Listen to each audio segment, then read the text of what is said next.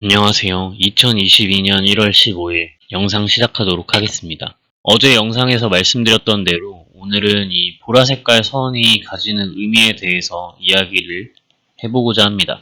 그래서 다른 지표들은 다 제외를 해주었고, 결론부터 말씀드리면 이 보라 색깔 선은 우리가 다 알고 있는 일목균형표입니다. 일목균형표에는 전환선, 기준선, 후행스팬, 선행스팬 1, 2 이렇게 5가지의 궤선이 존재하는데, 그 중에서 제가 중요하게 생각하는 것은 선행스팬과 그리고 기준선입니다. 그 중에서도 기준선을 더 눈여겨보는데, 그 이유는 기준선이 어떤 추세를 알아내기에 정말 명확하고 쉽기 때문입니다.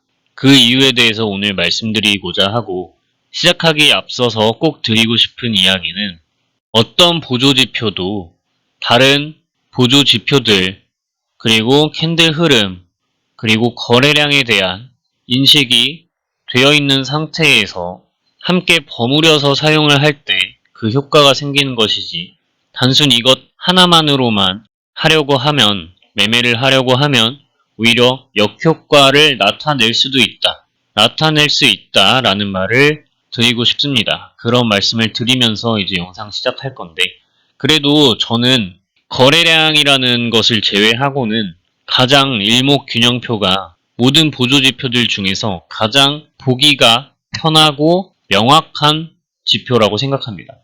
일목균형표는 시간의 흐름을 바탕으로 조금 만들어진 개념이라서 저는 보조지표들이 다 후행성이라고 생각을 하는 편이지만, 이 일목균형표는 선행성을 가지고 있다라고 저는 일정 부분 생각을 하고 있습니다.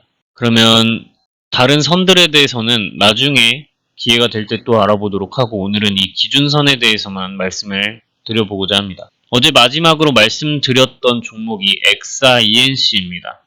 일단은 이 XINC 종목에다가 이 기준선을 띄워놨는데, 이 기준선이 무엇인지부터 한번 살펴보도록 하겠습니다. 기준선은 오늘을 포함해서 지난 26일간의 그 과거 중에서 최고가와 최저가의 중간값으로 나타내어지는 선입니다. 여기서 중요한 개념들이 참 많은데, 오늘을 포함한다는 것도 중요하고 26일간의 최고가와 최저가의 중간값이라는 개념이 이제 중요합니다. 오늘을 포함한다는 것은 오늘 최고가 또는 최저가로 가격이 바뀌게 되면 이 기준선은 바뀐다는 것이고, 만약 오늘 최고가와 최저가를 갱신하지 않는 모습을 보인다면, 26일까지 동안 갱신하지 않는 모습을 보인다면 그 선은 그대로 유지된다는 것입니다. 이것이 일단 중요하고, 그 다음으로 중간값이라는 개념이 중요합니다. 여러분 한번 생각을 해보시면 최고가와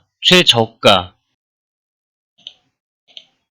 최고가가 있고 이렇게 최저가가 있습니다. 그러면은 이 고가와 저가, 여기에 중간값으로 기준선이 만들어질 겁니다. 그리고 그 이후에 캔들들이 뭐 이런 식으로 아무리 배치가 되어 있다고 한들 이 기준선은 26일 동안 변하지가 않습니다. 그래서 이 안에서만 이 최고가와 최저가 사이에서 캔들이 움직인다면 기준선은 일정하다라는 것을 기억을 해주셔야 됩니다. 그러면 여기에서 제가 아까 중요하다고 말씀드렸던 게 중간값이라는 건데, 이 중간값을 나타내고 있다는 것에서 이 위로는 사려는 의지가 많은 것이고 이 아래로는 팔려는 의지가 많은 것입니다. 그러면 매수와 매도의 균형을 이루는 선이 이 기준선이라는 것을 아실 수가 있습니다. 그리고 처음에 말씀드렸던 게 이제 오늘을 포함해서 26일.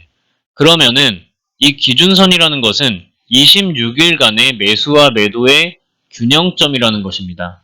이러한 의미에서 살펴보면 이 기준선 위에 캔들이 놓여 있으면 사려는 사람들, 그러니까 매수 의지가 더 강한 상태라고 볼 수가 있겠고, 이 기준선 아래에 캔들이 위치해 있으면 매도 의지가 강한 상태라고 볼 수가 있겠습니다. 참고로 전환선은 똑같은 개념을 9일로 적용한 것으로서 9일로 적용했기 때문에 기준선보다 조금 더 빠른 흐름을 나타냅니다.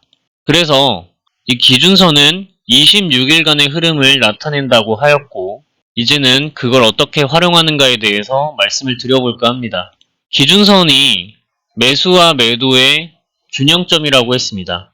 그럼 그 균형점을 거래량과 함께 뚫어 올리게 된다면, 이런 식으로 거래량과 함께 뚫어 올리는 모습을 보이게 된다면 이후 캔들이 상승할 거라는 기대감을 가질 수 있다는 것입니다.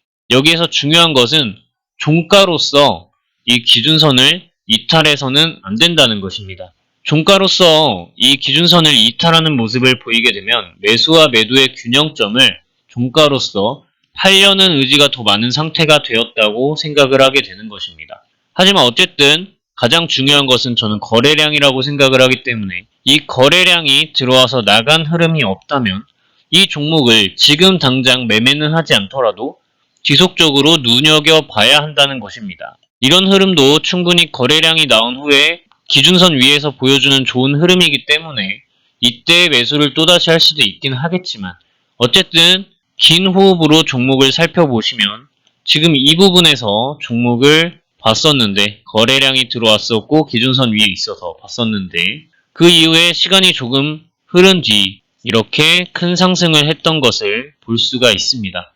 그리고 종가로 기준선을 이탈하면 또다시 매도를 하시게 되는 것이고요. 그래서 이 기준선은 추세선이라고 생각을 할 수가 있습니다. 쉽게 생각하면 기준선 위에 캔들이 놓여져 있으면 상승 추세라고 볼 수 있고, 기준선 아래에 캔들이 놓여져 있으면 하락 추세라고 볼 수가 있겠습니다. 그러면 우리가 이것을 항상 차트를 볼 때는 제가 크게 차트를 키워서 보여드립니다. 그렇다면 이 기준선을 일봉보다는 주봉에, 주봉보다는 월봉에 적용을 할 때 가장 사용하는 데 신뢰도가 높을 거라는 생각을 할 수가 있게 됩니다.